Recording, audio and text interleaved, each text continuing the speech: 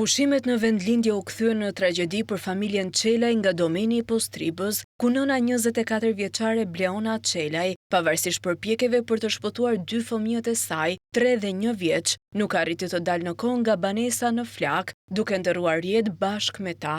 Një ditë pas ngjarjes, News 24 ka mësuar detaje rrëqethëse, ku burime pranë grupit hetimor bëjnë me dije se 3 trupat e viktimave janë gjetur shumë pranë njëri tjetrit, të shkrumbuar nga flakët. Djali 1 vjeçar u gjet në krahët e nënës së tij, ndërsa fëmia tjetër pranë tyre. Dyshohet se 2 të vegjëlit mund të kenë qenë në gjumë, pasi pranë tyre u konstatuan pjesësuste të një dysheku. Policia dhe efektivët zjarfikës si provë në këtë ngjarje, që deri tani cilësohet aksidentale, kanë gjetur edhe mbetje të një bombole të vogël gazi, që dyshohet se shpërtheu duke ju marrë jetën nënës dhe fëmijëve të saj. Provat materiale do të dërgohen në Tiranë për ekspertim, që do të shërbejë më pas hetimit. Babai i fëmijëve dhe bashkëshorti 24 vjeçares në dëshminë e dhënë për grupin hetimor ka deklaruar se në çastin kur ndodhi ngjarja nuk ndodhi në banesë, pasi kishte shkuar në një dyqan për të blerë disa artikuj të nevojshëm për familjen dhe kur kishte mbërritur në shtëpi,